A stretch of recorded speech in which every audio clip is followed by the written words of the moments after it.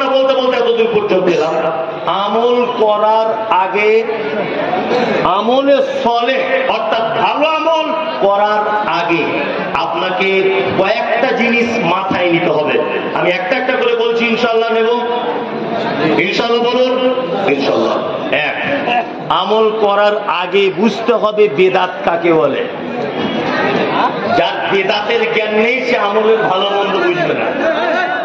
সে আমলের ভাই একটু বসে যান, সে আমলের ভালো মন্দ কি বুঝবে না, কারণ তার কাছে সবই ভালো। ওই জন্য আপনাকে প্রথমে বেদাত বলে দিয়ে যাচ্ছি। এক, ইসলামে নেই এমন কোন কাজ যদি কেউ নেকির উদ্দেশ্যে করে এর নাম বেদাত। তবে আমাদের বর্তমানের কিছু হুজুর বার হয়েছে, ওই জিলাপি খোর হুজুর, ওরা ফতোয়া দিচ্ছে বেদাত দুই প্রকারের। বলছে বেদাতে হাসানা, বেদাতে সাইয়্যা। বলে ভালো বেদাত আর খারাপ বেদাত। অথচ নবীজির ভাষা কি? নবীজির ভাষা হচ্ছে কুল্লু বিদআতিন দালালা ওয়া কুল্লু দালালাতিন ফিন্নার। প্রত্যেক নতুন আবিষ্কৃত কাজ হচ্ছে ভ্রষ্টতা। প্রত্যেক ভ্রষ্টতাকারী স্থান মধ্যে নার মানে আগুন। নবীজি বলছেন প্রত্যেক নতুন আবিষ্কৃত জিনিস কি? বেদাত। আর এই হুজুর আবার বলছে বেদাত দুই ভাগে বিভক্ত। পায়খানার আবার কোয়ালিটি হয়, যেটা হেড মাওলানার পায়খানা একটু সেন্ট সেন্ট ভাব, এটা রিক্সা চালকের খুব দুর্গন্ধ, এরকম ব্যাপার থাকে। বেদাত বেদাত। সোশ্যাল মিডিয়াতে তো আমাকে খুব গালাগালি দেয়, দেখেন শুধু বলে এই মমতাজুল ইসলাম তুই তো আগে ছিলিস না, তুই এখন জন্ম হয়েছিস, তুইও বেদাত। আগে মাইক ছিল না, মাইক এখন বক্তব্য রাখছিস, তোর মাইকও বেদাত। বলছে কি বলছে না? আরে বোকা, এগুলো জাগতিক প্রয়োজন, এগুলো কেন বেদাত হবে? আমার নিয়ত এরকম আছে যে মাইকে বক্তব্য দিলে 300 গুণ নেকি বেশি আছে না, এমনি দিচ্ছি মানুষের সুবিধার্থে। নেকি বেশি কম আছে? ইমাম সাহেব যদি মুখে নামাজ পড়ায় আর মাইকে যদি নামাজ পড়ে নেকি কম বেশি আছে? ওটা কেন বেদাত হবে? বেদাত এইটা যেটা তুমি নেকির উদ্দেশ্যে করছো। আল্লাহু আকবার। আপনাকে একটা রিসেন্ট ঘটে যাওয়া গল্প বলছি, শুনে নেন। গল্প তো নয়, এ মারাত্মক ব্যাপার। কি বলছে? এটা আপনারা জানেন যে খন্দকের যুদ্ধ হয়েছিল, আর সাহাবীদেরকে নিয়ে আল্লাহ নবী সাল্লাল্লাহু আলাইহি ওয়াসাল্লাম একটা পরীক্ষা অর্থাৎ রণকৌশলের জন্য একটা খাল কেটেছিলেন, তাই না? খাদ্য খাবারের ভালো ব্যবস্থা ছিল না। আল্লাহ নবী সাল্লাল্লাহু আলাইহি ওয়াসাল্লাম পেটে পাথর বেঁধেছিলেন। বিস্তারিত ঘটনা। পেটে কি বেঁধেছিলেন? পাথর। কলকাতাতে একটা জায়গা আছে বাগমারি বলে, নাম শুনেছেন কেউ? ওখানে একটা পীর আছে, পীরের নাম আজানগাছি। নামও সাংঘাতিক, আজানগাছি। ওই আজানগাছি পীর উনি বলছে যে ওই যে নবী দুটো পাথর পেটে বেঁধেছিল, ও পাথর মক্কা মদিনার কোথাও কেউ সংরক্ষণ করে রাখতে পারেনি। ওই পাথর আমাদের বাগমারি কলকাতার আজানগাছি দরবারে আছে। যদি কেউ এই পাথর যদি চুম্বন করেন তাহলে তার 72 বছরের ক্ষমা, প্রত্যেক চুম্বনে 72 বছরের করে গোনা ক্ষমা হয়ে যাবে। একটা মানুষ বাঁচে কত বছর? হে বদমায়েশ, এই কথা রাইট আছে তোমার বলার? মিথ্যুক। 1500 বছর আগে ঘটনা ঘটেছে, তুমি পাথর কি করে আনলে কলকাতাতে? আর তুমি বুঝলে কি করে যে এই পাথরটাই আল্লাহ নবী সাল্লাল্লাহু আলাইহি ওয়াসাল্লাম দিয়েছিলেন পেটে? মিথ্যুক। সারা পশ্চিম বাংলাতে মানুষদেরকে যদি জাহান্নামের পথে যদি হাঁটায়, আপনাদেরকে বলে রেখে দিচ্ছি, এক শ্রেণীর আলেমরা আপনাদেরকে জাহান্নামের জন্য প্রস্তুত করছে। এক শ্রেণীর আলেমরা। তবে এটা যদি যুগ হযরত ওমরের হতো, এটা যদি হযরত আবু বকরের হতো, এটা যদি হযরত উসমানের হতো, তাহলে এই সমস্ত হুজুরদের বেঁচে থাকার কোন রাস্তা ছিল না। ছিল না। বাদশাহ হারুন রশিদ নাম শুনেছেন? বাদশাহ হারুন রশিদের কাছে একটা লোক এসেছে, বাদশাহ শাহজাহান, ভুল বললাম, বাদশাহ শাহজাহানের কাছে একটা লোক এসেছে। একটা লোক আসার পরে বাদশাহ শাহজাহান দেখতে পাচ্ছে যে লোকটার কাছে একটা বাঁক আছে। বাঁক বুঝেন? আগেকার দিনে ধান টান বহিত, একটা বাঁশ দিয়ে দুই সাইডে ধান বহিত, কি বলে?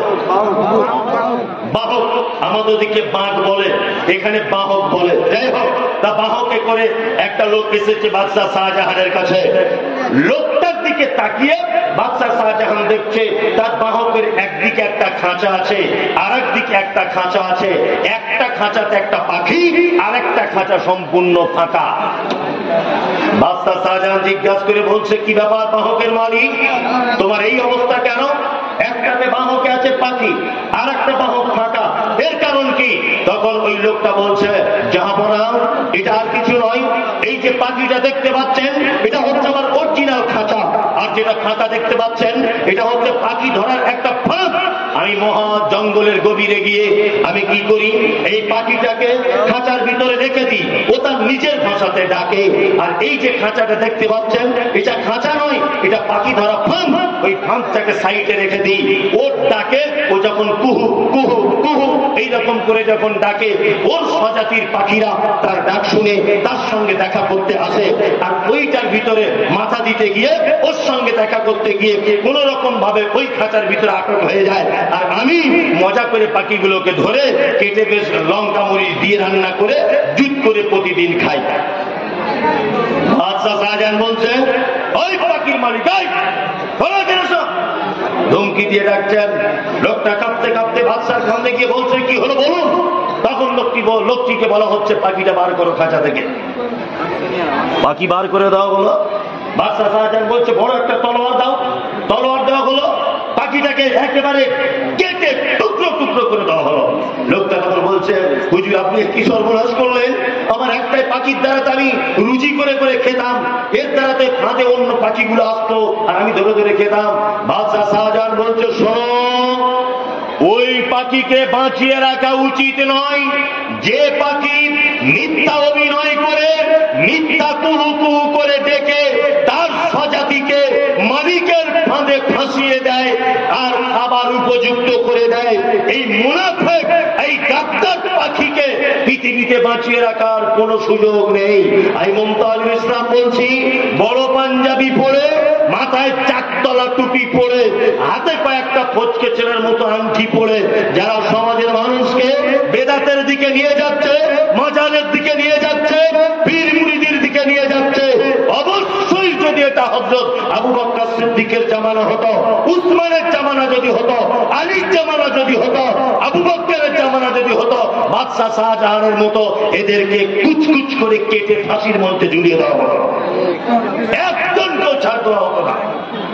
তাছাড়া বলে কি করে, হ্যাঁ, এই কথা বলে কি করে? একটা চাদর ছড়িয়ে দেওয়ার পরে বলছে, এই চাদরটা ধরে যারা কলেমা শরীফ 4 বার, দরুদ শরীফ 4 বার, অমুক শরীফ 4 বার, 8 বার করে যদি তোমরা বলো, বা 3 4 12 বার যদি বলো, তাহলে তোমাদের ফ্যামিলির সব লোক জান্নাত চলে যাবে। জান্নাত তোমার বাপের কেনা আছে নাকি? আশ্চর্য ব্যাপার। ওই জন্য আপনাকে বলছি, আমল করার আগে খুব সাবধান থাকবেন, আপনার আমল যাতে বেদাতে রূপান্তরিত না হয়। আমল করার আগে ভাববেন যে এই আমলটা মুহাম্মদ সাল্লাল্লাহু আলাইহি ওয়াসাল্লাম করেছিলেন কিনা, এটা জানা লাগবে কি লাগবে না? লাগবে। আমরা খুব সুবিধাবাদ, জিন্দাবাদ। একটা লোক ডাক্তারখানাতে গেছে, একটা কথা বলছি, ডাক্তারখানাতে যাওয়ার পরে ডাক্তার বলছে, তোমার হয়েছে কি? বলছে, ডাক্তার বাবু আমার কোনো রোগ নেই, তবে আমার ওজন বেড়ে যাচ্ছে, খুব খুব ওজন বেড়ে যাচ্ছে। তা ডাক্তার জিজ্ঞাসা করছে, ভাই তুমি সকালে উঠে কি খাও? বলছে, সকালে উঠে 20টা গরম রুটি খাই আর 2 কেজি তরকারি। বোঝার চেষ্টা করুন, গল্প নয়, এতে শিক্ষা দিচ্ছি। বলছে দুপুরে হুজুর ওই 20টা রুটি আর 2 কেজি তরকারি। রাতে বলছে তাই। ডাক্তার তো শিক্ষিত মানুষ, ও ভাবছে যে সারাদিনে 60টা রুটি খায় আর 6 কেজি তরকারি খায়, এর চেহারা কোনোদিন কমানো সম্ভব? সম্ভব নয়। ডাক্তার সবকিছু শোনার পরে 500 টাকা ফি নিয়েছে আর প্রেসক্রিপশন করে দিয়েছে বেশ জুত করে। ও তো ইংরেজি পড়তে জানে না, ফার্মেসি এসে দেখিয়েছে, ফার্মেসিওয়ালা থেকে বলছে ভাই তোমার কোনো ওষুধ লেখা নেই। তাহলে কি লিখলো? 500 টাকা ঝেড়ে দিয়েছে ডাক্তার। কি লিখলো তাহলে ঘোড়ার দিন? তা বলছে সকালে 10টা রুটি 1 কেজি তরকারি, দুপুরে 10টা রুটি 1 কেজি তরকারি, রাতে 10টা রুটি 1 কেজি তরকারি। 1 মাস পরে আবার যেতে বলেছে। লোকটা একটু মোটামুটি 60টা রুটি খেত, ওখানে এখন খাচ্ছে কটা? 30টা। তরকারি 6 কেজি জায়গায় কতটা হলো? 3 কেজি। লোকটা আবার 1 মাস পরে ডাক্তারের কাছে গেছে। আগের মাসে ছিল 95 কেজি, এ মাসে উঠে দেখছে 100 কেজি। ডাক্তারের তো মাথায় বজ্রপাত করেছে, কি ব্যাপার? আগের মাসে 95, এ মাসে আবার 5 কেজি বেড়ে গেল, অথচ রুটি 30টা কমেছে প্রতিদিন। ডাক্তার অবাক। ডাক্তার রোগ খুঁজে পাচ্ছেন না, সমস্যা কোথায়? আবার 500 টাকা নিল, আবার লিখে দিয়েছে সকালে উঠে 5টা রুটি, দুপুরে 5টা, আর রাতে 5টা। 1 মাস পরে দেখা করো, আবার 500 টাকা ছেড়েছে। নিয়ে লোকটা এর 15টা রুটি 1 মাস খেয়ে আবার ডাক্তারের কাছে গেছে। ডাক্তারের পাল্লাটা উঠে দেখছে এবার 110 কেজি। ডাক্তারের তো মাথা আরো খারাপ, যে আমার যা বিদ্যা বুদ্ধি ছিল সব শেষ। লোকটা পাল্লার দিকে তাকিয়ে বলছে হারাম কর, বেঈমান, বিশ্বাসঘাতক, ছোট লোক, তাকে বাঁদর, ইতর, শুয়োর, কুকুর। আমাদের ওই চাঁচলে বা ওই শামচিতে একবার তোকে যদি পাই, তোমার পাছার চামড়া তুলে দেবো। ডাক্তার না ঘোড়ার ডিম তুমি? ফালতু জামা তুমি 3 বারে 1,500 টাকা ঝেড়ে দিয়েছ, কোনো কাজ নেই। ডাক্তার শিক্ষিত মানুষ, খুব শিক্ষিত ডাক্তার, শিক্ষিত মানুষ। তখন লোকটা যখন গাল দিতে দিতে চলে যাচ্ছে, তখন ডাক্তার বাবু বলছে এই ভাই, আমি যে প্রেসক্রিপশন করেছি এতে করে কিন্তু রোগ ভালো হওয়ার কথা। তা ভাই আপনার কাছে একটা জিনিস জানতে চাচ্ছি, আপনি রুটি বানাচ্ছেন কেমন করে? এটা বলবেন, রুটিটা পাকাচ্ছেন কেমন করে? ও তখন বলছে কেন, ওই 60টা রুটি করতে যতটা ময়দা লাগতো অতটা ময়দা এখন 15টা রুটি করি। কি বলছি বুঝতে পারছেন? মানে ও রুটি কমিয়েছে, ময়দা কমায়নি। অনেক মানুষ আছে, অনেক মানুষ আজও পর্যন্ত সাইনবোর্ড লাগিয়ে দিয়েছে আমি আহলে হাদিস। আহলে হাদিস মানে ও সবকিছু মা, অথচ ওর নতুন বেটা যেটা হয়েছে, নতুন বেটা, ওর মা বলে দিয়েছে রাতের বেলা ডুকরে ডুকরে কাঁধে একটা হুজুর রেখেছে যে তাবিজের অন্তত পক্ষে বেঁধে দেয়। এখনো পর্যন্ত কাতলামারিতে খুঁজলে, মানে কি বলবো আপনার 50% বাড়িতে বাচ্চাদের হাতে দেখবেন লাল সুতো দিয়ে তাবিজ, কালো সুতো দিয়ে তাবিজ, গলায় বাগুলি আছে না নেই? আছে। অনেক কাতলামারিতে না থাকুক, এটা আছে না নেই? পৃথিবীর মারাত্মক পাপ, জঘন্য পাপ। এই পাপ এখনো পর্যন্ত আমরা ছাড় করিনি। আল্লাহু আকবার। তার মানে আমরা রুটি সংখ্যায় কমিয়েছি, ময়দা কমাতে পারিনি। মানে আইনাদি সাইনবোর্ড দিয়ে দিয়েছে, এখনো শিরকের মতো ভয়াবহ পাপ ছাড়তে পারিনি। আল্লাহ আপনাকে আমাদের সকলকেই এই ভয়াবহ পাপ থেকে বাঁচার তৌফিক দান করুন, আমিন। আমলে সালেহ, কয়েকটা ভালো আমল আপনাদেরকে বলে বক্তব্য শেষ করে দেবো ইনশাআল্লাহ। আমার টাইম প্রায় তো অনেক হয়ে গেল, 1 ঘন্টা 40 মিনিট। তারপরে ওটা মাদ্রাসার উন্নতি করবে জলসা, যদিও আমি আদায় করি না, আদায় করা ছেড়ে দিয়েছি। আদায় করি প্রত্যেক মাদ্রাসারই জন্য করি। আমার মাদ্রাসাও আছে, মহিলা মাদ্রাসা, সোশ্যাল মিডিয়া দেখেছেন, তার জন্য আদায় করি। আগে খুব আদায় করতাম। আসলে সত্যি এটা খুব মানে খারাপও লাগে যে আমাদের মানুষের ভিতরে কিছু এমন সিস্টেম চালু হয়েছে যে নাম করে সুর করে করে বানিয়ে বানিয়ে দোয়া না করলে মানুষ দান দেয় না, আছে না? আমাদের মাদ্রাসাতেই আছে, সব মাদ্রাসাতেই আছে। এটা নাম বলবে ও আল্লাহ দয়াময় দয়ারি সাগর, জান্নাতে ঢুকিয়ে দাও, মানে এমন দোয়া করছে যে জান্নাতের জায়গা নেই, মানে ঠেলিয়ে মেলে এদিক ওদিক করে ব্ল্যাক লাইনে ওকে ঢোকাচ্ছে আর কি, এরকম ব্যাপার। এমন দোয়ার ঢং হাদিস কোরআন একদমই সাপোর্ট করে না, করে একদমই এটা হাদিস কোরআন সাপোর্ট করে না। দান অবশ্যই দোয়া করুন, আল্লাহুম্মা সাল্লি আলাইহি ওয়া বারিক আলাইহি, এই দোয়া করুন। এতটুকু বলুন, আল্লাহ তার মানে বরকত দিক, আল্লাহ তার জানে বরকত দিক, আল্লাহ তার রুজিতে বরকত দাও, তার পরিবারে শান্তি দাও, এতটুকু বলুন।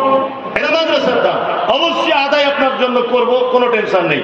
আমি দুটো একটা ভালো আমলের কথা বলে দিব, আজকে থেকে মানবেন ইনশাআল্লাহ। ওই কারা কারা হিসাব করে হাত তুলিয়ে বলবো? ঠিক আছে, দেখি যেন মুনাফিকি করিয়েন না বক্তব্যের সাথে। এক, আল্লাহ নবী সাল্লাল্লাহু আলাইহি ওয়াসাল্লাম বলেছেন, একজন মুসলমান আর একজন মুসলমানের উপরে 5টা হক রাখে, যদিও আর একটা রওয়ায়াতে এসেছে 6টা হক রাখে। এক, রদ্দুস সালাম, তোমার সঙ্গে কারোর দেখা হলে তুমি বলবে আসসালামু আলাইকুম। ইনশাআল্লাহ আজকে থেকে বলবো।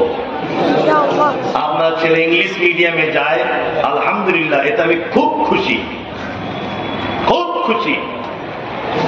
আপনার ছেলে শুনেছি খুব ইংরাজি বলতে শিখেছে, ঘন ঘন বলছে গুড মর্নিং, গুড মর্নিং, মিষ্টি মিষ্টি করে গুড ইভিনিং, গুড আফটারনুন, সাংঘাতিক, ওয়েলকাম, কাম হিয়ার, সাংঘাতিক ব্যাপার। আর ওর বাপ শুধু বলছে দেখ ইংরাজি দেখ, কি করলি সারা জীবন, আলিফ বা তাসা, দেখ ইংরাজি দেখ। পারবি এরকম বলতে? গোলাম হোসেন, তোমার ছেলে সারাদিন যদি good good good good good good করে যদি তার মুখে যদি ফেনা চলে আসে, অনু পরিমাণ কোন নেকির সম্ভাবনা নাই।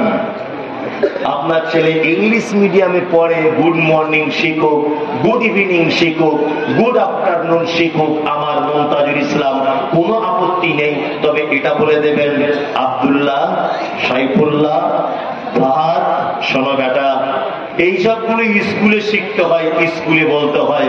তোমার চাচাকে দেখা হলে বলতে হয় আসসালামু আলাইকুম ওয়া রাহমাতুল্লাহ। এটা বলে দিতে হবে বেটাকে। ইনশাআল্লাহ বলবো, ইনশাআল্লাহ। দুই, ইয়াদাতুল মারিজ, পাড়ায় কেউ অসুস্থ হলে তাকে দেখতে চলে যান। অবশ্যই এটা একটা ভালো কাজ, মারাত্মক ভালো কাজ। কত ভালো কাজ! আমাদের নবী মুহাম্মদ সাল্লাল্লাহু আলাইহি ওয়াসাল্লাম তিনি বলেছেন যে কোন মানুষ যদি মাগরিবের সময়তে কোন মানুষকে অসুস্থকে যদি দেখতে যায়, গিয়ে যদি তার জন্য এই দোয়া করে লা বাসা তাহুরুন ইনশাআল্লাহ, আরো হাদিসে বর্ণিত অনেক দোয়া আছে, সে যাবে, আপেল আঙ্গুর বেদানা কিছু নিয়ে যেতে হবে না। পাড়া প্রতিবেশী কেউ অসুখে পড়ে আছে, ও তার সঙ্গে দেখা করতে যাবে, তার মাথাতে গায়ে হাত বুলিয়ে এই পরামর্শ দিবে, ভাই কোন ডাক্তারকে দেখাচ্ছ? না আমি হরিপদকে দেখাচ্ছি। বলছে না ওখানে দেখাতে হবে না, মালদাতে গিয়ে দেখাও। এই পরামর্শ দিবে আর মাথায় হাত বুলিয়ে দিয়ে বলবে লা বাসা তাহুরুন ইনশাআল্লাহ, ভাই তুমি টেনশন করো না, আল্লাহ তোমাকে ভালো করে দিবে। নবীজি বলেছেন যদি কেউ সন্ধ্যাবেলাতে এই দোয়া করে কোন রোগীর জন্য আর অসুস্থকে যদি দেখতে যায়, তারপর দিন সকালে সূর্যটার আগ পর্যন্ত ফেরেশতারা ওই লোকের জন্য কল্যাণ কামনা করে। দেখি চারটিখানি বড় ব্যাপার। যদি কেউ সকালে যায়, সন্ধ্যা বিপরীত। নাম্বার 3, কেউ দাওয়াত দিলে গ্রহণ করতে হবে। ইনশাআল্লাহ করবো। আরে বাবা, ইনশাআল্লাহ মানে সাংঘাতিক ব্যাপার। গরুর গোস্ত পেলে দাওয়াত মানে একদম প্যান্ডেল ছেড়ে দিয়ে চলে যাবে। ওইটা দেখছিলাম, ওইখানে একদম গেট চিড়ে দিচ্ছে এরকম করে। আশ্চর্য, গরুর গোস্তকে দেখে দিও, আশ্চর্য ব্যাপার। মানে সত্যি কিছু কিছু এলাকায় বা কিছু কিছু দেশের একটা নিজস্ব বৈশিষ্ট্য আছে। এশার নামাজ পড়ে যখন মক্কা থেকে বার হচ্ছিলাম, কাবা থেকে, তা কিছু লোক দেখছিলাম বিরিয়ানির প্যাকেট ফ্রিতে বিলি করছিল, বুঝলেন তো? আর বাঙালিরা গিয়ে দেখছি আর জাম মারছে, মানে কি এক অপরের কাঁধে উঠে লাফিয়ে চলে যাচ্ছে আর কি। আর ওরা ক্যামেরা করছে আর হাসছে, মনে মনে করছে জীবনে মনে হয় বিরিয়ানি চোখে দেখেনি। আশ্চর্য ব্যাপার, এগুলো নিজের চোখে দেখা। মানে এমন জাম্পিং করছে এক প্লেট একটা বিরিয়ানি পাওয়ার জন্য। আল্লাহু আকবার।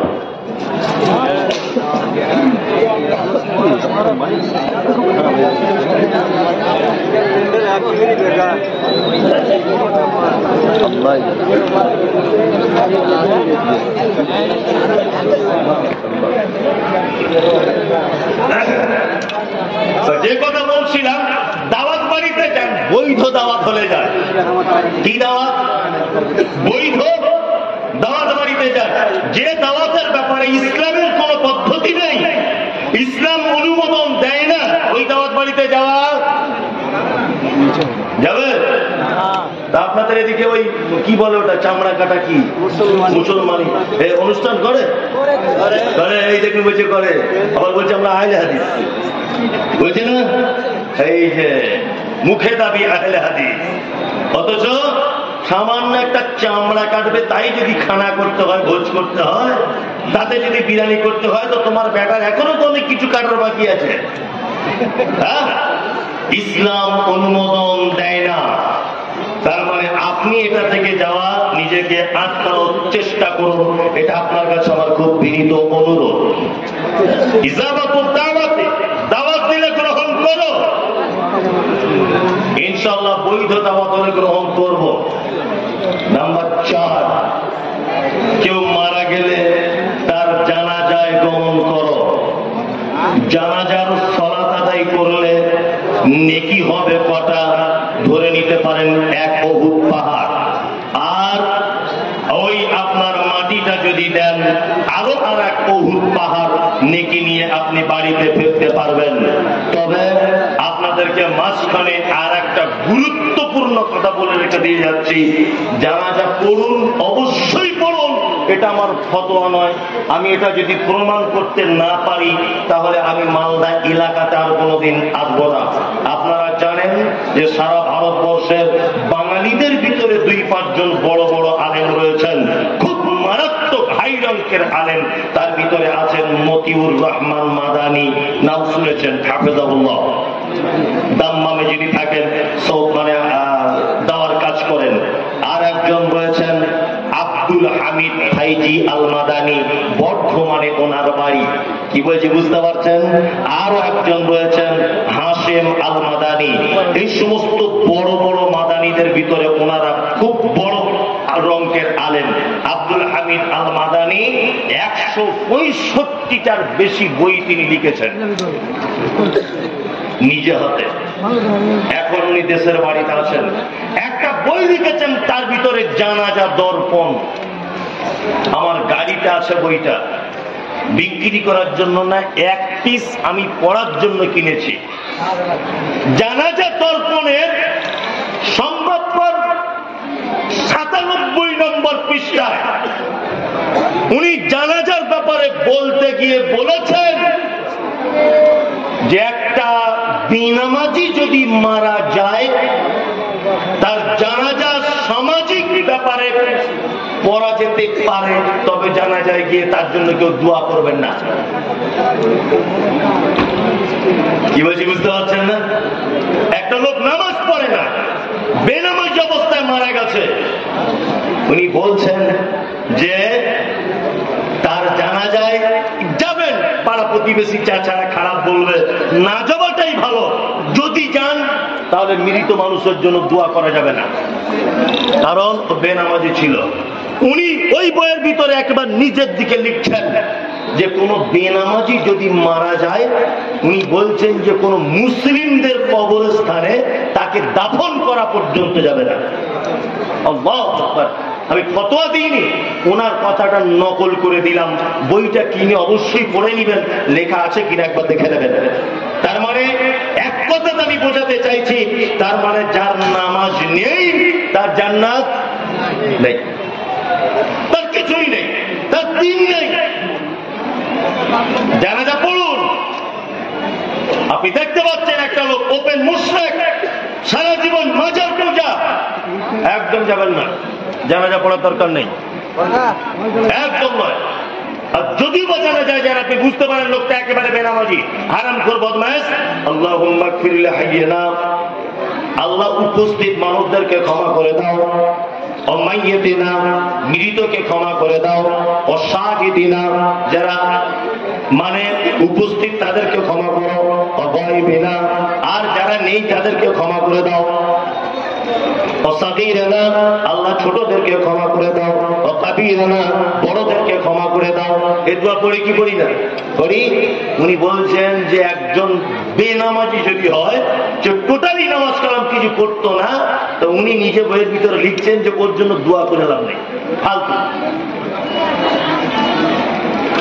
কারণ এই কারণে ফালতু যে ওর ব্যাপারে কোরআনে আয়াত অবতীর্ণ হয়েছে, মা সালাকাকুম ফি সাকার ক্বাল লাম নাকু মিনাল মুসাল্লিন। একজন জান্নাতি জাহান্নামীকে ডেকে বলবে, কি ব্যাপার ভাই, তুমি কেউ জাহান্নামে? ও তখন বলবে, আমি জাহান্নামে এই কারণে শুধু নামাজ পড়িনি তাই।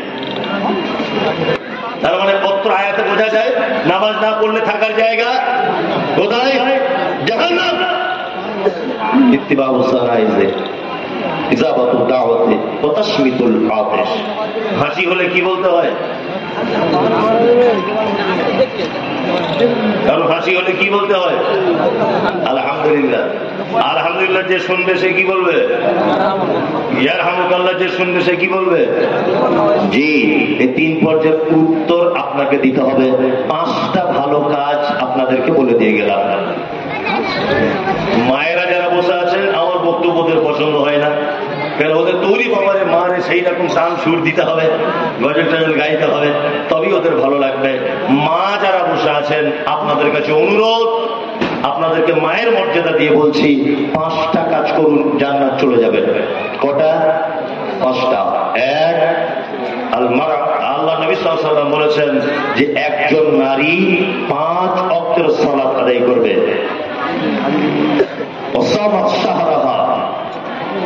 এক মাস রোজা রাখবে, স্বামীর সেবা করবে। পরে তো পরে এরকম করছি, মানে বেচারা খুব বিপদে আছে, খুব বিপদে।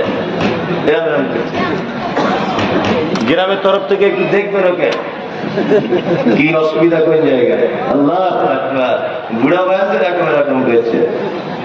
যাই হোক, হয়তো বেচারা টেনশনই আছে, এরকম হতেও পারে। স্বামী স্ত্রী, আল্লাহ নবী সাল্লাল্লাহু আলাইহি ওয়াসাল্লাম নারীকে বলছেন, নারী তুমি জান্নাত যেতে চাও?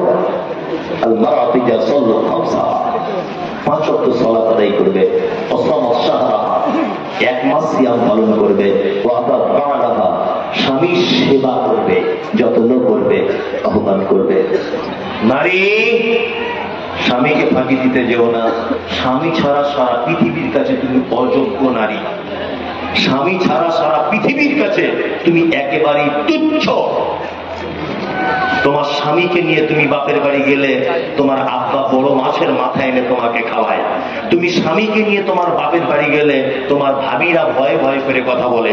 তোমার স্বামী মারা যাক, তুমি তোমার বাপের বাড়িতে যাও, 3 দিনের মাথাতে তোমার ভাবিরা দেখবে মোটা মোটা কথা বলছে, কারণ জানে এখন বিধবা হয়ে বাড়িতে বসে আছে। তাই নারী, তুমি তোমার স্বামীকে ছাড়া যদি রাস্তায় বার হও, তোমাকে জেনার অপবাদ নিতে হয়। তুমি যদি তোমার স্বামীকে ছাড়া তুমি তোমার ননদের বাড়ি যাও, তাহলে তুমি ভাবির অযোগ্য। তোমার ভাই মারা যাওয়ার পরে, ভাই মারা গেছে অর্থাৎ আপনার স্বামী মারা গেছে, আপনার স্বামী মারা যাওয়ার পরে যদি আপনার স্বামীর বোনের বাড়ি যদি আপনি যান, গিয়ে যদি ভাবি পরিচয় দেন, আপনার ভাই থাকা অবস্থায় ভাবির যে কদর ছিল এখন আর থাকবে না। তার মানে একটা মেয়ের জন্য স্বামী অতীব আদরের এবং প্রিয়। এর সঙ্গে কখনো সদ্ব্যবহার অসৎ ব্যবহার করিয়েন না। এর সঙ্গে অসৎ ব্যবহার করলেই আপনার পরকাল হারাবে, ইহকালেও হবেন লাঞ্ছিত, অপমানিত, জাতির কাছে হবেন খুব তুচ্ছ একজন ঘৃণিত নারী। আপনি স্বামীর সঙ্গে সদ্ব্যবহার করবেন। আল্লাহু আকবার। এই বসে যান ভাই, বসে যান, বসে যান। কত ক্যামেরা করা কি, আমি কি বিয়ে করতে আছি নাকি? আশ্চর্য ব্যাপার। যে এখানে যাবো বুঝলেন তো, একটু মানে সুস্থ থাকতে দেয় না। ওই জন্য আমি কোথাও থাকি না, প্রোগ্রাম করি। কালকে করেছি করে রায়গঞ্জ হোটেলে গিয়ে শুয়েছিলাম সারাদিন রাত। আজকেও চলে যাবো অমুক জায়গায় থাকবো, অথচ কালকে পাশেই প্রোগ্রাম আমার ওই দিনাজপুরে। মানুষের চাপে আর ভয়ে যেই কারণে যাচ্ছি যেটা ফটো তুলি, ফটো তুলি। আমি কি বিয়ে করতে চাইছি? ফটো তুলি না আমার নাই, মেয়ে ছেলে। বসে যান সবাই চারিদিকে। মহিলাদেরকে বলছি স্বামীর সেবা করুন। আমাদের নবী মুহাম্মদ সাল্লাল্লাহু আলাইহি ওয়াসাল্লাম আম্মা জান আয়েশা সিদ্দিকা রাদিয়াল্লাহু তাআলা আনহা, কি প্রেম, কি ভালোবাসা, কি মধুর সম্পর্ক। বিশ্বনবী বলছেন, যে গেলাসে আমি পানি পান করিতাম, পান করা আম্মাজান আয়েশা বলছেন, যে গেলাসে আমি পানি পান করিতাম, পান করা হয়ে গেলে নবীকে দিতাম, দেখিতাম আমি নিজ নয়নেতে ওখানে মুখ লাগাইয়া নবী পান করিতেন। গোস্তকে হাড্ডি গুলা ফেলিয়া দিতাম, চুষে চুষে খেত নবী চোখেতে দেখিতাম। আম্মাজান আয়েশা বলছেন, আল্লাহ নবী আমাকে এত ভালোবাসতেন, এত পিয়ার করতেন, এত মহব্বত করতেন, আমি কখনো কখনো পানিটাকে গ্লাস রেখে দিয়েছি, নবীজিকে দেখেছি ওই জায়গাটায় মুখ লাগিয়ে আল্লাহ নবী তিনি আবার পানি পান করতেন। আম্মাজান আয়েশা বলেন, গোস্তকে হাড্ডি গুলো ফেলিয়া দিতাম, চুষে চুষে খেত নবী চোখেতে দেখিতাম। আম্মাজান আয়েশা বলছেন, আমাদের বাড়িতে যদি কখনো হাদিয়া আসতো, আমি গোস্তটা খেতাম, হাড্ডিটা ফেলে দিতাম দস্তরখানের উপরে। আল্লাহ নবীকে দেখেছি ওই হাড্ডিটা আবার মুখের ভিতরে তুলে নিয়ে চিবিয়ে চিবিয়ে রস পার করে করে তিনি খেতেন। আল্লাহ, এত প্রেম, এত ভালোবাসা। আমাদের স্বামী স্ত্রী আছে হারাম করতে বিড়ি টানছে সারাদিন, ওর মুখের যা গন্ধ, সারাদিন বিড়ি টানছে, ওর বউ যে ওর কাছে থাকে এটাই ওর 12 হাত কপাল। কি বলছি বুঝতে পারছেন? সারাদিন বিড়ি টানছে, মানুষ ধারে পাশে যায় কে? সত্যি ও মেয়ে তোর কপাল খুব খারাপ বলে থাকে, অন্য কেউ চালাক হলে থাকতো না। ঠিক বলছি না? পবিত্র মুখ, কত সুন্দর গোলাপি কালারের ঠোঁট, আর ওই ঠোঁটে ও বিড়ি টেনে টেনে, মানে কি বলবার, মনে হচ্ছে সেই পাকা রাস্তার পিচের মতো হয়ে গেছে। আর কিছু কিছু লোক আছে ওদের দাঁত করে মনে রং করেছে। কি অবস্থা! হারাম এই মুখের গন্ধ। আপনার স্ত্রী আপনার হাঁটু খাবে? জীবনে খাবে না। আল্লাহ নবী সাল্লাল্লাহু আলাইহি ওয়াসাল্লাম বলেছেন, নারী তুমি জান্নাত যেতে চাইছো, স্বামীর সঙ্গে ভালো ব্যবহার করো। তবে এটা বলছে আপনাদেরকে, মেয়েদেরকে খুব ভালো করে মাথায় রাখবেন, আপনাদের একটা কথা বলে পুরুষ মানুষরা খুব ঠকিয়ে দেয়। এটা কি? আপনার স্বামী যত দোষী করুক, বাড়ি চলে আসবেন, আপনি যখন দুটো উল্টো পাল্টা বলবেন, ও তখন বলবে বেশি ফটর ফটর করবি না, স্বামীর পায়ের তলায় জান্নাত, মাল পাবি না। অনেক সময় পুরুষ মানুষও বলে বেশি ফটর ফটর করবি না, আমি যা বলবো তাই শুনবি, না তো মাল পাবি না, জান্নাত আমার পায়ের তলায়। এটা একেবারে নগদ মিথ্যা কথা। স্বামীর পায়ের তলায় জান্নাত, এটা একেবারে মিথ্যা কথা। পুরুষ মানুষের পায়ের তলায় জান্নাতের মর্মে একটাও হাদিস কোরআনে কোথাও নাই। ছোটবেলা থেকে শুনেছি পিতা মাতার পায়ের তলায় জান্নাত, এই কথা ঠিক নয়। মায়ের পায়ের তলায় জান্নাত, এই কথাটা ঠিক। পিতা মাতা আমরা লাগাই, দুটো যোগ করে দিই বলার সময়, পিতা মাতার পায়ের তলায় জান্নাত নেই, মায়ের পায়ের তলায় জান্নাত। তার মানে নারী তোমার পায়ের তলাতে জান্নাত, পুরুষের পায়ের তলাতে জান্নাত নেই। খুব ভালো ব্যবহার করবেন। নাম্বার 5, নবীজি বলেছেন যে একজন নারী তুমি পর্দা করবে। পর্দা আছে তো এখানে? সে কি আছে আমি তো আসার সময় বুঝতে পেরে গেলাম। আসার সময় আলহামদুলিল্লাহ বুঝতে পেরে গেছি, যা চলছে সাংঘাতিক ব্যাপার, বুঝলেন না? বিশাল ব্যাপার, পর্দা মারাত্মক ব্যাপার। মেয়েদেরকে বলছি, স্বামী বাড়ি নেই, তোমার আপন চাচা যদি আসতে চাইছে আসার অনুমতি দাও, অসুবিধা নেই। তোমার আপন মামা তোমার বাড়ি আসতে চাইছে, স্বামী বাড়ি নেই, অসুবিধা নেই। তোমার বোনের ছেলে আসতে চাইছে, খালামা যাব, আসতে বলুন, অসুবিধা নেই। তোমার আপন দাদু বলছে যাব, আসতে বলুন, অসুবিধা নাই। তোমার আপন ভাইয়ের বেটা বলছে যাব বেটি, আসো, অসুবিধা নাই। তোমার চাচাতো ভাই ফোন করে বলছে দুলা ভাই বাড়ি নেই, একটু যাও, এই সুযোগে একদম পারমিশন নাই। হঠাৎ করে একটা পুরুষ মানুষ সাইকেল নিয়ে আপনার বাড়িতে ঢুকেছে, বৌমা এটা তোমার সম্পর্ককে, বলছে এটা আমার মামা। মানে পাতানো মামা। তোমার পাতানো মামার পাছার চামড়া তুলে দিতে হবে। পাতানো মামা আর কি? আরে ইসলামের পদ্ধতি হচ্ছে পালিত পুত্রের সামনে পর্দা ফরজ। পালিত পুত্র। আমার স্ত্রীর বাচ্চা কাচ্চা হয় না, হসপিটাল থেকে একটা বাচ্চা কিনে নিয়ে এসেছি। হ্যাঁ, ছেলেটা আস্তে আস্তে করে বড় হয়ে গেছে, যৌবন চলে এসেছে, আমার স্ত্রীকে মা বলে ডাকে, কিন্তু পর্দা করা লাগবে। কি বলছি বুঝতে পারছেন? পর্দা কত কঠিন বিধান। আমার স্ত্রীকে মা বলে, কিন্তু পর্দা করতে হবে, খুব কঠিন। আল্লাহু আকবার। এখন মোটর সাইকেলে যাচ্ছে, বলছে এটা পাতানো মামা, পাতানো খালু, পাতানো কুটুম। হ্যাঁ, বলছে কি বলছে না? আল্লাহু আকবার। পর্দা তো উঠেই গেছে, কিছুই নাই, কিচ্ছু। আবার কিছু কিছু নারীরা তো এর সাথে এ কথাও বলছে। কি বলছে? বলছে পর্দা মনের ব্যাপার হয়েছে না। মানে ওদের যুক্তিটা অনেকটা এইরকম যে দুনিয়ার সব ইঁদুর যদি চোখ বন্ধ করে বলে যে আমাদেরকে বিড়ালে দেখতে পাচ্ছে না, আচ্ছা বলুন তো ইঁদুরদের এই ডিসিশন চূড়ান্ত না ভুল? ভুল। যারা বলছে যে আমাদের অন্তর ভালো, বোরকা পড়ে কি হবে, অন্তরটাকে ঠিক কর। আবার কিছু লোক বলছে মেয়েরা আমার বয়স হয়ে গেছে, আমি আর কি করতে অন্যা পড়বো। এই কানা যেমন বেগুন, মুচি খরিদ্দার, তোমার বয়স যেমন তেমন বয়সের ছেলে তো রাস্তায় বসে আছে। কি বলছি বুঝতে পারছেন না? সে তোমাকে দেখবে, তাই না? ওই জন্য তুমি নিজেকে আটকে রাখো। সারা পৃথিবীর যেখানে ইসলামের আইন চলে, কোরআনের আইন যেখানে চলে, সেখানে কোনোদিন নারীদের অপমানের ইতিহাস পাওয়া যায় না। কাবা শরীফে আমি নিজের চোখে দেখে আসার কথা বলছি, তওয়াফ করছি, সুন্দরী কাশ্মীরের মেয়েরা তারাও তওয়াফ করছে। Ethiopia, Tanzania, German, Japan, Kuwait, Qatar, Dubai, Bahrain, Iraq, Iran, সমস্ত জায়গার চরম সুন্দরী মেয়ে যাদের দেখলে চোখ ফেরানো যায় না, তারাও কাবাতে তওয়াফ করছে। ইন্ডিয়ান, পাকিস্তান, ভারত সবাই তওয়াফ করছে, ছেলে মেয়ে একসাথে।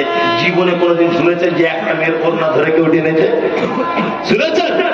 শুনেননি। ওই জন্য আমি এ কথা আবার বলছি আপনাকে যে বর্তমানে প্রত্যেকে নামাজে প্রতিদিন দুটো দোয়া করুন। এক, যে আল্লাহ ফিলিস্তিনিদের মুসলমানদেরকে বাঁচাও, চরম অত্যাচার চালিয়ে যাচ্ছে ইসরায়েল। আর একটা দোয়া করুন, আপনাদের কাছে বিনীত অনুরোধ, এই মালদাবাসীর কাছে বিনীত অনুরোধ যে আর একটা দোয়া আপনারা আজকে থেকে করুন। আগামী 1 থেকে 1.5 মাসের ভিতরে মানে বাংলাদেশের নির্বাচন রয়েছে। বাংলাদেশের নির্বাচনে বর্তমান যিনি ক্ষমতায় রয়েছে এ যেন অবিলম্বে এ যেন ফেল করে দেশ ছাড়া হয়ে যায়, কারণ এ হচ্ছে আলেম ওলামাদের চরম শত্রু। আপনারা জানেন যে ইতিপূর্বে সোশ্যাল মিডিয়াতে একটা জিনিস মারাত্মক ভাবে প্রচার হচ্ছে। হাসিনা বলছে যে ইসলাম সর্বপ্রথম গ্রহণ করেছে একজন নারী, তার নাম খাদিজা। ইসলাম নারীকে সব থেকে অধিকার দিয়েছে। ইসলাম পর্দার ব্যাপারে এত কঠিন কেন? কেন নারীরা বাইরে বার হতে পারবে না? কেন নারীরা স্কুল কলেজে যেতে পারবে না? কেন নারীরা গার্মেন্টসে কাজ করতে পারবে না? কেন নারীরা রাস্তাতে কাজ করতে পারবে না? নারীদেরকে কেন বারবার মৌলভী সাহেবরা ঘরের ভিতরে ঢুকিয়ে রাখার চেষ্টা করছে? কেন? এটা একদমই ঠিক নয়। হাসিনা বলছে, মুসলিম দেশের একজন প্রধানমন্ত্রী বলছেন যে মেয়েদেরকে রাস্তায় বার করো। নাউজুবিল্লাহ। বড় বড় যত কোরআনের হাফেজ, বড় বড় মুফাসসির, তাদেরকে সব 4 দেওয়ালের মাঝখানে জেলখানাতে বন্দী করেছে। ইসরায়েলের ইহুদিরা প্যালেস্টাইনের মুসলমানদেরকে ডাইরেক্ট বোমা বারুদ দিয়ে হত্যা করছে। আর এই যে আপনাদের পার্শ্ববর্তী দেশ বাংলাদেশ, এই হাসিনা নামক সরকার মুসলিমদের বড় বড় আলেম ওলামাদের ঈমান গুলোকে মজবুত থাকার কারণে, বলিষ্ঠ ভাষায় বক্তব্য রাখার কারণে, কোরআনের পক্ষে বক্তব্য রাখার কারণে জেলখানাতে বন্দী করছে। ওর সঙ্গে আর এর কোনো ডিফারেন্স নাই, কোনো ডিফারেন্স নাই। দোয়া করুন যাতে আগামী নির্বাচনে ও যেন দেশ থেকে বিতাড়িত হয়। দোয়া করুন। মারাত্মক সর্বনাশ করছে। যে কথা বলতে বলতে এতদূর পর্যন্ত এলাম, সেটা হচ্ছে এই, আপনাদের কাছে খুব বিনীত আমার অনুরোধ, পর্দা, নারীকে বার করবেন না। আচ্ছা বলুন তো, সারা পৃথিবীতে নারীর লজ্জা বেশি না পুরুষের লজ্জা বেশি? নারীদের একেবারেই ভুল। পুরুষের লজ্জা বেশি, ঠিক, পুরুষের লজ্জা বেশি, নারীর লজ্জা কম। যদি বলছেন কেমন, আপনি রাস্তাঘাটে যখন চলেন, এখান থেকে মালদা পর্যন্ত যাবেন, আচ্ছা আপনি কখনো দেখেছেন যে একটা পুরুষ মানুষ খালি গায়ে, তার পেট দেখা যাচ্ছে, তার পিঠ দেখা যাচ্ছে, তার বগল দেখা যাচ্ছে, এইরকম একটা পুরুষ মানুষের ড্রেস দেখেছেন? দেখেছেন? একটা পুরুষ মানুষের পেট দেখান তো, যে পেটের এই জায়গাটা দেখা যাচ্ছে? দেখা যাবে না। দেখতে গেলে জামা খুলে দেখতে হবে। আপনি মালদায় যান, মালদায় যান, রাস্তাতে যত নারী দেখতে পাবেন 80% নারীর পেট দেখা যাচ্ছে। কি বলছি বুঝতে পারছেন না? তার মানে পুরুষ লজ্জা করে, নারী লজ্জা করে না। বুঝলাম তো? মা, মা তোমার কাছে বিনীত অনুরোধ, তোমার পেট যে কত দামি তুমি জানো না? তোমার পেটে জন্ম হয়েছে কবিগুরু রবীন্দ্রনাথ ঠাকুর, তোমার পেটে জন্ম হয়েছে কাজী নজরুল ইসলাম, তোমার পেটে জন্ম হয়েছে মাইকেল মধুসূদন দত্ত, তোমার পেটে জন্ম হয়েছে নবী ইব্রাহিম, তোমার পেটে জন্ম হয়েছে আবু হানিফ, আবু ইউসুফ, আর তোমার পেটে জন্ম হয়েছে ইমাম বুখারী, ইমাম তিরমিজি, ইমাম আবু দাউদ, ইমাম নাসাই, তোমারই পেটে জন্ম হয়েছে বিশ্ববরেণ্য নেতা মুহাম্মদুর রাসূলুল্লাহ সাল্লাল্লাহু আলাইহি ওয়াসাল্লাম। পেটটাকে হেফাজত করো, নিজেকে সামনে রাখো। তুমি নিজেকে যত আটকে রাখতে পারবে, তোমার মর্যাদা আল্লাহর দরবারেও বাড়বে, পৃথিবীর মাটিতেও তোমার মর্যাদা বাড়বে ইনশাআল্লাহ। 5টা কাজ বিনীত অনুরোধ করে বলে গেলাম, করার চেষ্টা করিয়েন। রাত্রি এখন বাজে 12টা, মানে আমার 2 ঘন্টার বেশি বক্তব্য দেওয়া হয়ে যাচ্ছে, তারপরও মাদ্রাসার এটা প্রোগ্রাম। আর একটা ভালো কথা বলে দিয়ে বক্তব্য শেষ করে দিচ্ছি। ভালো কথা বলে দিয়ে একটা ভালো আমল বলবো।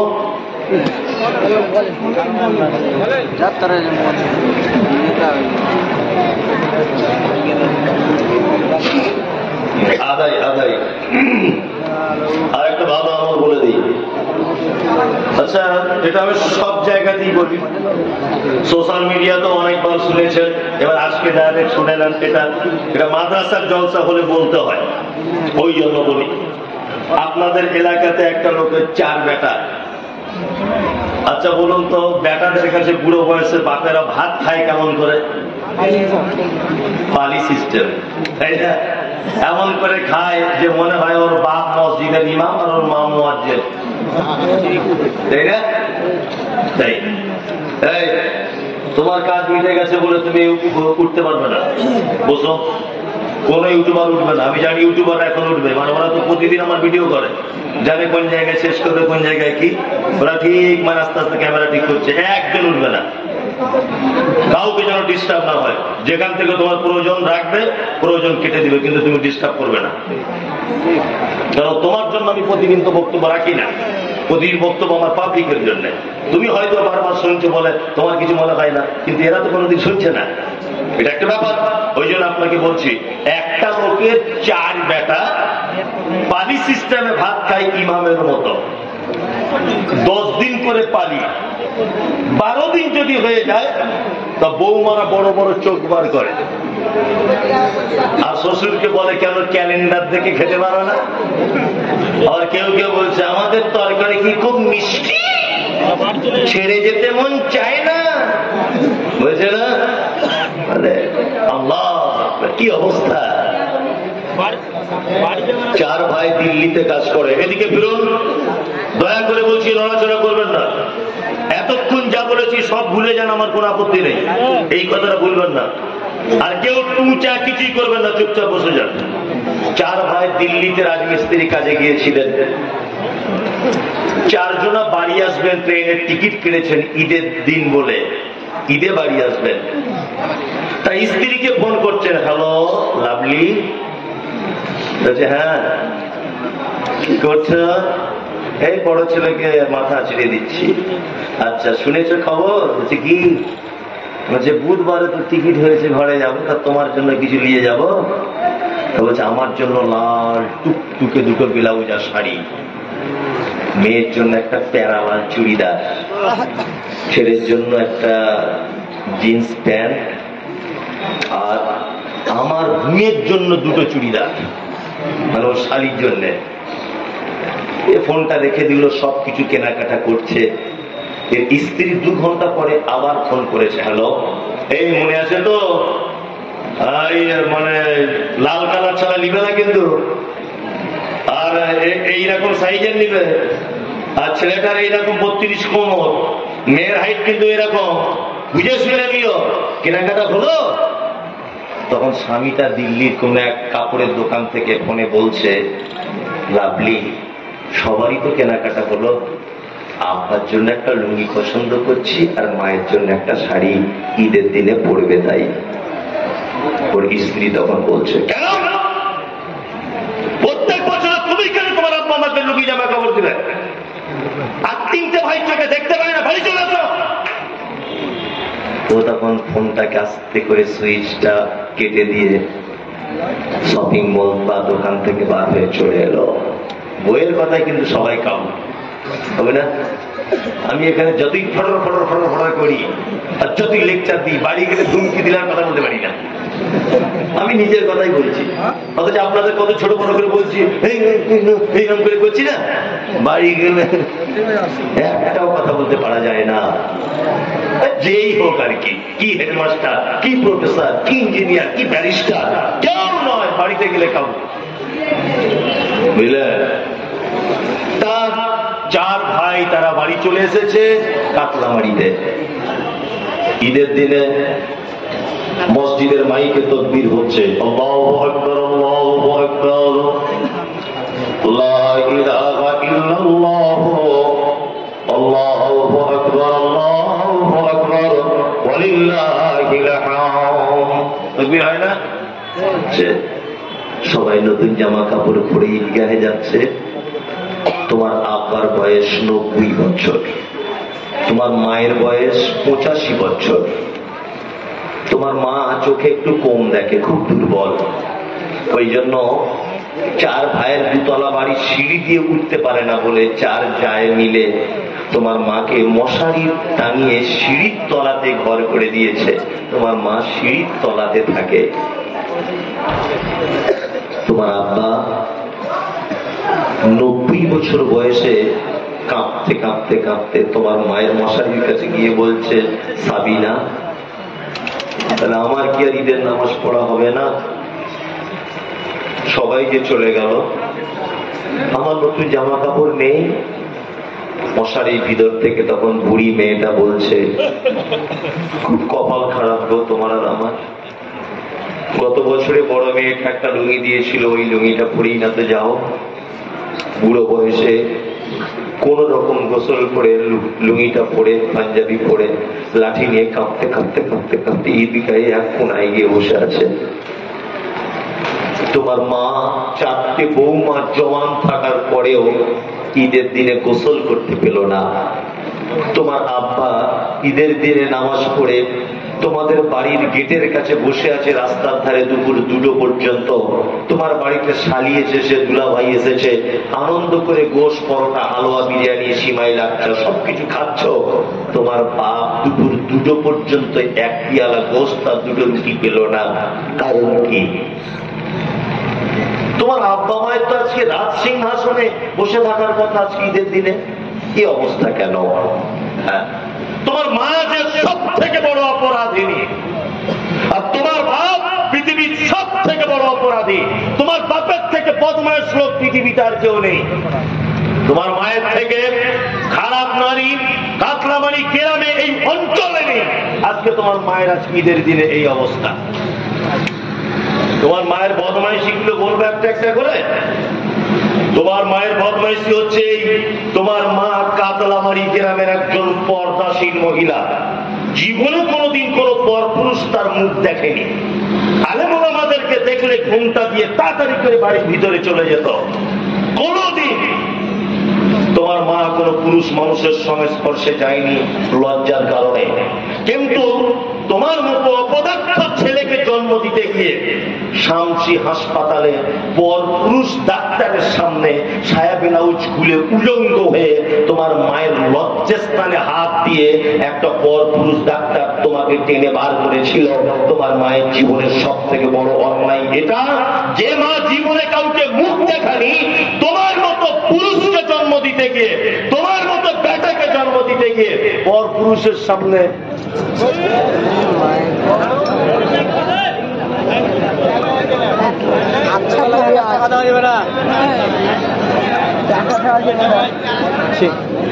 এইরকম অবস্থা। কেউ কথা বলিয়ে না। তোমার মতো ছেলেকে জন্ম দিতে গিয়ে তোমার যে মা কোনদিন কারো মুখ দেখাতো না, সে লজ্জাস্থান দেখিয়ে দিয়েছে। এটা তোমার মায়ের জীবনের প্রথম অপরাধ। তোমার মায়ের দ্বিতীয় নম্বর অপরাধ কি জানো? তোমার মায়ের মাথার চুলগুলো কালো, কুচকুচে হাঁটু পর্যন্ত দুলত। পাড়ার মেয়েরা তোমার মায়ের চুল দেখতে আসতো আর জিজ্ঞাসা করতো, বুবু তুমি কি তেল মাখো, এত বড় তোমার চুল? তোমার মতো ছেলেকে জন্ম দিতে গিয়ে হসপিটালের বেডে কালো কুচকুচে চুল লাল রক্তে জমাট বাঁধিয়ে দিয়েছিল তোমার মা। তোমার মা মানে তোমার মায়ের বয়স 25 বছর। তোমার মা 25 বছর বয়স পর্যন্ত জীবনে কোনোদিন ভয় ইঞ্জেকশন দিত না, খুব ভয় করতে ইঞ্জেকশন দিতে। তুমি যেদিন পেটে এসেছিলে, পেটে বেদনা শুরু হয়েছে, বাচ্চা জন্ম হবে, ডাক্তার বাবুরা বলেছিল যে বাচ্চাটা সোজাসুজি থাকার কথা, বেঁকা হয়ে লেগে গেছে, বাচ্চা মনে হয় মারা যাবে। তোমার মা সেদিন কাঁদো কাঁদো কণ্ঠে ডাক্তার বাবুকে বলেছিল, ডাক্তার বাবু যদি ধারালো ছুরি থাকে আপনি আমার পেটটা কেটে আমার ছেলে হোক মেয়ে হোক বার করুন, আমি তার মুখ দেখলে পৃথিবীর সব কষ্ট দূর হয়ে যাবে। সেই যে সিজার করে তোমাকে পৃথিবীতে আনা হয়েছিল, সেই যে মোটা সুচ আর সুতো দিয়ে তোমার মায়ের পেট সেলাই করে দেওয়া হয়েছিল, তোমার 85 বছরের জননী আজও তার ব্যথা অনুভব করে। এটা তোমার মায়ের অপরাধ। আজকে ঈদের দিনে তোমার মায়ের এই অবস্থা কেন? চিকিৎসা বিজ্ঞানীরা বলেছে প্রত্যেক দিন একটা সন্তান তার মায়ের 8 বার দুধ পান করে, একবারে 250 গ্রাম করে দুধ পান করে। কোরআনের ভাষায় তাকে দুধ পান করাতে হয় 2.5 বছর, 2 থেকে 2.5 বছর। 50 টাকা যদি দুধের কেজি হয়, একটা সন্তান তার মায়ের দুধ পান করে 90,000 টাকা। 90,000 টাকার তুমি দুধ পান করেছো তোমার মায়ের। শুধু এই নয়, তোমার মা পাড়া গ্রামের মেয়ে, তোমাকে একদিন নিয়ে তোমার নানির বাড়ি যাচ্ছিল মুর্শিদাবাদ ওমরপুরে, বাসে উঠেছে, স্টেট বাসে, তোমার মাও বসে আছে তোমাকে কোলে নিয়ে। তোমার বয়স তখন 1.5 বছর। তুমি তোমার মাকে বারবার বলছো, মা একটু দুধ দে না, একটু দুধ দে না, মা একটু দুধ খাবো, দে না। তোমার মা পাড়া গ্রামের মেয়ে লজ্জা করছে, কি করে ব্লাউজটা খুলবো। বাসের ভিতরে যুবক ছেলেরা, তোমার মায়ের বয়স তখন 26, 27, অপরূপা চরমা, মানে সুন্দরী কাকে বলে, হাঁসের ডিমের মতো সাদা ফর্সা চামড়া তোমার মায়ের শরীরে। তোমার মা বারবার এরকম করে দেখছে, এরকম করে দেখছে, কেউ আমার দিকে তাকাচ্ছে কিনা। তুমি যখন বারবার বিরক্ত করেছিলে, দুধ দাও দুধ দাও, তোমার মা ব্লাউজের এইরকম ভাবে হুকগুলো খুলে দুধের মোটাটা মুখে ধরিয়ে দিয়ে বলেছিল, আব্দুল্লাহ দুধ খাও বেটা, দুধ খাও, দুধ খাও। তোমাকে দুধ দিচ্ছিল, 1 হাত দিয়ে ধরে রেখেছে, আর 1 হাত দিয়ে পেটের কাপড় ঠিক আছে কিনা মাথায় কাপড় দিচ্ছে পাড়া গ্রামের মেয়ে। তোমার মা যদি সেদিনে একবার যদি বলে দিত যে এখন লজ্জা করছে, দুধ দিতে পারবো না, এই মমতাজুল ইসলাম বলছি, তোমার কচি কণ্ঠনালী আটকে তুমি মারা যেতে। এর নাম তোমার মা। এই জন্যই তো আল্লাহ তাআলা বলেছে, তোমার মায়ের সঙ্গে এমন কথা বলো না যে তোমার মা তোমার ভাষাতে শব্দটুকু যেন তার মুখ থেকে বার না হয়ে যায়। তোমার আব্বা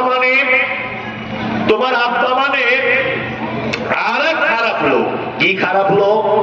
স্কুলে সবাই সাইকেলে করে যায়, তুমি তোমার মাকে বারবার অভিযোগ করছো, মা আমি কি একটু সাইকেল স্কুলে যাব না, আমাকে একটা সাইকেল কিনে দাও। তোমার মা, টেলিফোনের যুগ নয় তখন, কোন রকম করে খবর পৌঁছেছে কাউকে দিয়ে যে আব্দুল্লাহ একটা সাইকেল চাইছে। তোমার আব্বা রাজমিস্ত্রি কাজ করে, টিফিন খরচা বাবদ 15 টাকা করে পেত 10টার সময়তে। সেই 15 টাকার মুড়ি বিস্কুট খাওয়া বাদ দিয়ে সেই টাকা জমিয়ে জমিয়ে তোমার সাইকেল কেনার স্বপ্ন পূরণ করেছিল। এটা হচ্ছে তোমার আব্বা। তোমার আব্বা মানে তোমাকে দাবি স্কুলে পড়াবে বলে 65 বছর বয়সে দুর্গাপুরে গেছে রাজমিস্ত্রির লেবার খাটতে, মশলা মেখে মাথাতে নিয়ে কাঁপতে কাঁপতে করে 2তলা সিঁড়ির উপরে উঠছে। এটা হচ্ছে তোমার আব্বা। তোমার আব্বা মানে তোমার স্বপ্ন পূরণ করবে বলে শীতকে উপেক্ষা করে, গরমকে উপেক্ষা করে, শীতের আরামের কাছে উপেক্ষা করে রোজগার করতে চলে যেত। তোমার মায়ের কাছে থাকার স্বাদ ভুলে, প্রতিবেশীর কাছে থাকার স্বাদ ভুলে তোমার স্বপ্ন পূরণের জন্য তোমার আব্বা আরামকে হারাম করে চলে যেত। তোমাকে একটু মানুষ করবে বলে মহান আল্লাহ বলেন, ইয়াসালুনাকা মাযা ইউনফিকুন কুল মা আনফাকতুম মিন খাইরিন ফালিল ওয়ালিদাইন ওয়াল আকরাবিন ওয়াল ইয়াতামা ওয়াল মাসাকিন ওয়া বনিস সাবিল ওয়া মা তাফআলু মিন খাইরিন ফাইন্নাল্লাহা বিহি আলিম। নবীজিকে জিজ্ঞাসা করা হচ্ছে, নবী আপনি বলুন আমরা যত জায়গায় দান করি, যত টাকা ব্যয় করি, উত্তম ব্যয়ের জায়গা কোনটা, উত্তম খরচা করার জায়গা কোনটা? আল্লাহ কোরআনে নবীকে বলছেন, আপনি বলে দিন মা আনফাকতুম মিন খাইরিন ফালিল ওয়ালিদাইন। তোমাদের উত্তম খরচা করার জায়গা হচ্ছে তুমি তোমার আব্বা মায়ের জন্য যে টাকাটা খরচা করো, এটা হচ্ছে উত্তম খরচার জায়গা। কাবলামারি মাদ্রাসায় 100 টাকা দিলে 100টা নাকি হতে পারে। বাড়ি যাওয়ার সময় মায়ের জন্য 100 টাকা দিয়ে একটা ওড়না কিনে নিয়ে চলে যান, 1 কোটি নাকি হবে ইনশাল্লাহ। মায়ের জন্য বেশি বেশি টাকা খরচা করবেন, আব্বার জন্য খরচা করবেন। আপনি তো দেখতে পাচ্ছেন আপনার মা নামাজ পড়ে ছেঁড়া যায় নামাজে, সঙ্গে সঙ্গে বাজার থেকে একটা নতুন কিনে এনে দেন। পৃথিবীতে 2টো মানুষের সেবা করলে জান্নাত যাওয়া যায়, এক হচ্ছে মা, এক হচ্ছে বাবা। এটা মাদ্রাসার জলসা। অন্তত পক্ষে আপনারা 5 জন মানুষ এখানে বলুন যে আমি 10,000 টাকা দিব আমার আব্বা আর মায়ের জন্য। খুব অনুরোধ এটা আপনাদের কাছে, 5টা লোক বলুন, বেশি নয়। একটা লোক অন্তত পক্ষে বলুন তো যে আমি 10,000 টাকা নিয়ত করছি আমার আব্বা মায়ের জন্য টাকাটা দিলাম। আমি জানি এবারে লোকের অ্যালার্জি শুরু হয়ে যাবে, লোক উঠতে থাকবে। যে একটা লোক অন্তত বলুন,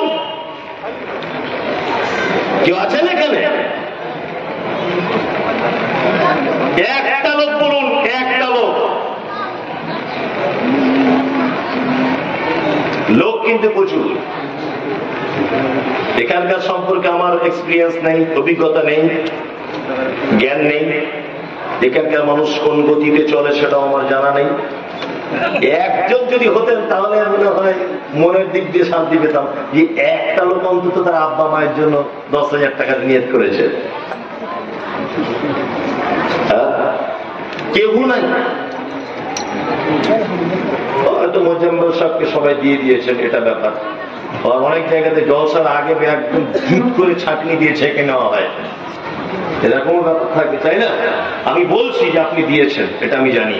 তারপরেও বলছি এই পড়া মজলিসে আপনি একটা নিয়ত করুন যে আমি 5,000 টাকা আমার আব্বা আম্মার জন্য দিব। একজন অন্তত বলুন। আল্লাহু আকবার। जमीन अगर पत्थर हो तो बारिश से क्या होगा, दिल अगर पत्थर हो तो तकरीर से क्या होगा। তাই না? পৃথিবীটা যদি পাথর হয় 1000 বছর বৃষ্টি হলেও কাদা হওয়া সম্ভব না। দিল অন্তর যদি পাথর হয় 1000 বক্তব্য কেন, গুলে হাদিস কোরআন খাইয়ে দিল ট্যাবলেটের মতো, তবুও কাজ হবে না। একটা লোক অন্তত যদি বলতেন যে আমি 5,000 টাকা দিব, আমি হয়তো চেয়েছি 10,000, আপনি তো অন্তত 2,000 দিয়ে বলতে পারতেন যে আমরা আব্বা মায়ের জন্য 2,000 টাকা দিলাম। আছেন কেউ? কেউ আছেন? আল্লাহু আকবার। এরকম জলসা আজকে আমার জীবনেরই প্রথম, সত্যি একদম রেকর্ড। যে এই রকম পরিবেশ আর এই পরিস্থিতি আমার জীবনের এই আজ প্রথম দিন, যে একটা মানুষ এখনো পর্যন্ত এলো না যে আমি 1,000 টাকা আমার আব্বা মায়ের জন্য দিচ্ছি। আমি জানি আপনারা দিয়েছেন, এটা আমার জানা আছে, তারপরেও বলছি